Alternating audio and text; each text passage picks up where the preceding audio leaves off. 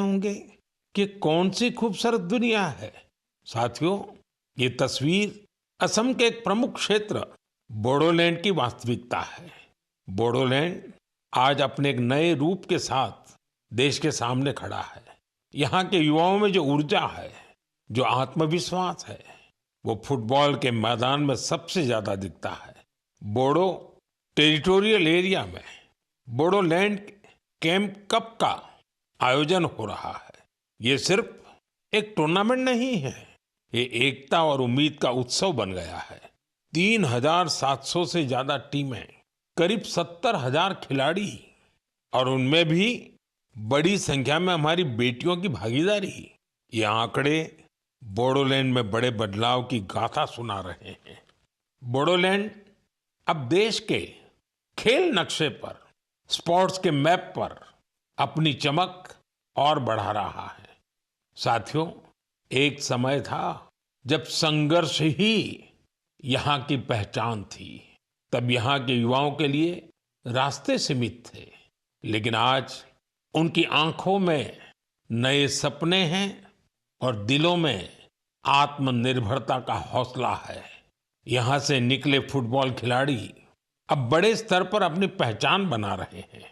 हालीचरण नारजारी, दुर्गा बोरो, अपूर्वा नारजारी, मनबीर बसुमतारी, ये सिर्फ फुटबॉल खिलाड़ियों के नाम नहीं है, ये उस नई पीढ़ी की पहचान है जिन्होंने बोडोलैंड को मैदान से राष्ट्रीय मंच तक पहुंचाया। इनमें से कई ने सीमित संसाधनों में अभ्यास किया, कई ने कठिन परिस्थितियों में अपने रास्ते बनाए और आज इनका नाम लेकर देश के कितने ही नन्हे बच्चे अपने सपनों की शुरुआत करते हैं। साथियों, अगर हमें अपने सामर्थ्य का विस्तार करना है तो सबसे पहले हमें अपनी फिटनेस और वेलबीइंग पर ध्यान देना होगा। वैसे साथियों, फिटनेस के लिए, ओबेसिटी कम करने के लिए मेरा एक सुझाव आपको याद है ना? खाने में 10% तेल कम करो, मोटापा घटाओ। जब आप फिट होंगे तो जीवन में और ज्यादा सुपर हिट होंगे। मेरे प्यारे देशवासियों, हमारा भारत जिस तरह अपनी क्षेत्रीय, भाषाई और सांस्कृतिक विविधता के लिए जाना जाता है, उसी तरह कला, शिल्प और कौशल की विविधता भी हमारे देश की एक बड़ी खूबी है। आप जिस क्षेत्र में जाएंगे, वहां की कुछ न कुछ खास और लोकल चीज के बारे में आपको पता चलेगा। हम अक्सर मन की बात में देश के ऐसे यूनिक प्रोडक्ट्स के बारे में बात करते हैं। ऐसा ही एक प्रोडक्ट है मेघालय का एरी सिल्क। इसे कुछ दिन पहले ही जीआई टैग मिला है। एरी सिल्क मेघालय के लिए एक धरोहर की तरह है। यहाँ की जनजातियों ने, खासकर खासी समाज के लोगों ने पीढ़ियों से इसे सहेजा भी है और अपने कौशल से समृद्ध भी किया है। इस सिल्क की कई ऐसी खूबियां हैं जो इसे बाकी फैब्रिक से अलग बनाती हैं। इसकी सबसे खास बात है इसे बनाने का तरीका। इस सिल्क को जो रेशम के कीड़े बनाते हैं, उसे हासिल करने के लिए कीड़ों को मारा नहीं जाता है, इसलिए इसे अहिंसा सिल्क भी कहते हैं। आजकल दुनिया में ऐसे प्रोडक्ट्स की डिमांड तेजी से बढ़ रही है जिनमें हिंसा न हो और प्रकृति पर उनका कोई दुष्प्रभाव न पड़े। इसलिए मेघालय का एरी सिल्क ग्लोबल मार्केट के लिए एक परफेक्ट प्रोडक्ट है। इसकी एक और खास बात है, ये सिल्क सर्दी में गर्म करता है और गर्मियों में ठंडक देता है। इसकी एक खूबी इसे ज्यादातर जगहों के लिए अनुकूल बना देती है। मेघालय की महिलाएं अब सेल्फ हेल्प ग्रुप के जरिए अपनी इस धरोहर को और बड़े स्केल पर आगे बढ़ा रही हैं। मैं मेघालय के लोगों को एरी सिल्क को जीआई टैग मिलने पर बधाई देता हूं। मैं आप सबसे भी अपील करूंगा, आप भी एरी सिल्क से बने कपड़ों को जरूर ट्राई करें और हाँ, khadi, handloom, handicraft, vocal for local, इन्हें भी आपको हमेशा याद रखना है। ग्राहक भारत में बने प्रोडक्ट ही खरीदें और व्यापारी भारत में बने प्रोडक्ट ही बेचें, तो आत्मनिर्भर भारत अभियान को नई ऊर्जा मिलेगी। मेरे प्यारे देशवासियों, विमेन लेड डेवलपमेंट का मंत्र भारत का नया भविष्य गढ़ने के लिए तैयार है। हमारी माताएं, बहनें, बेटियां आज सिर्फ अपने लिए ही नहीं बल्कि पूरे समाज के लिए नई दिशा बना रही हैं। आप तेलंगाना के भद्राचलम की महिलाओं की सफलता के बारे में जानेंगे तो आपको भी अच्छा लगेगा। ये महिलाएं कभी खेतों में मजदूरी करती थी, रोजी रोटी के लिए दिन भर मेहनत करती थी। आज वही महिलाएं मिलेट्स, श्री अन्न से बिस्किट बना रही हैं। भद्रादी मिलेट मैजिक नाम से ये बिस्किट हैदराबाद से लंदन तक जा रहे हैं। भद्राचलम की इन महिलाओं ने सेल्फ हेल्प ग्रुप से जुड़कर ट्रेनिंग ली। साथियों, इन महिलाओं ने एक और सराहनीय काम किया है।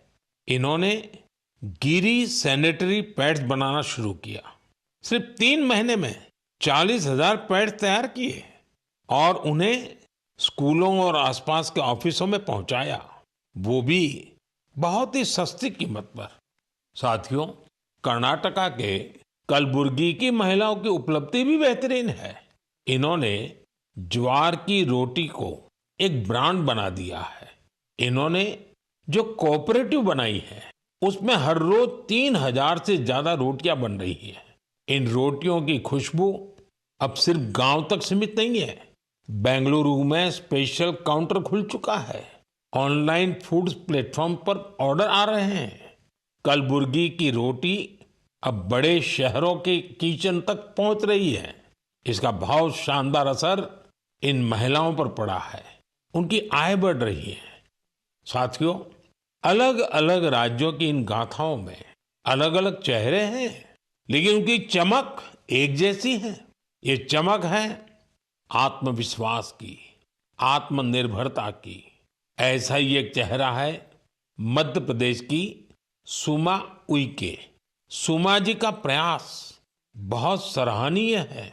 उन्होंने बालाघाट जिले के कटंगी ब्लॉक में सेल्फ हेल्प ग्रुप से जुड़कर मशरूम की खेती और पशुपालन की ट्रेनिंग ली। इससे उन्हें आत्मनिर्भरता की राह मिल गई। सुमा उइके की आय बढ़ी तो उन्होंने अपने काम का विस्तार भी किया। छोटे से प्रयास से शुरू हुआ ये सफर अब दीदी कैंटीन और थर्मल थेरेपी सेंटर तक पहुंच चुका है। देश के कोने कोने में ऐसी ही अनगिनत महिलाएं अपना और देश का भाग्य बदल रही हैं। मेरे प्यारे देशवासियों, पिछले दिनों मुझे वियतनाम के बहुत से लोगों ने विभिन्न माध्यमों से अपने संदेश भेजे। इन संदेशों की हर पंक्ति में श्रद्धा थी, आत्मीयता थी। उनकी भावनाएं मन को छूने वाली थी। वो लोग भगवान बुद्ध के पवित्र अवशेषों, रिलिक्स के दर्शन कराने के लिए भारत के प्रति अपना आभार प्रकट कर रहे थे। उनके शब्दों में जो भाव थे वो किसी औपचारिक धन्यवाद से बढ़कर थे। साथियों, मूल रूप से भगवान बुद्ध के इन पवित्र अवशेषों की खोज आंध्र प्रदेश में पालनाडु जिले के नागार्जुन कोंडा में हुई थी। इस जगह का बौद्ध धर्म से गहरा नाता रहा है। कहा जाता है कि कभी इस स्थान पर श्रीलंका और चीन सहित दूर दूर के लोग आते थे। साथियों, पिछले महीने भगवान बुद्ध के इन पवित्र अवशेषों को भारत से वियतनाम ले जाया गया था। वहां के 9 अलग अलग स्थानों पर इन्हें जनता के दर्शन के लिए रखा गया। भारत की पहल एक तरह से वियतनाम के लिए राष्ट्रीय उत्सव बन गई। आप कल्पना कर सकते हैं, करीब 10 करोड़ लोगों की आबादी वाले वियतनाम में 1.5 करोड़ से ज्यादा लोगों ने भगवान बुद्ध के पवित्र अवशेषों के दर्शन किए। सोशल मीडिया पर जो तस्वीरें और वीडियो मैंने देखे, उन्होंने ये एहसास कराया कि श्रद्धा की कोई सीमा नहीं होती।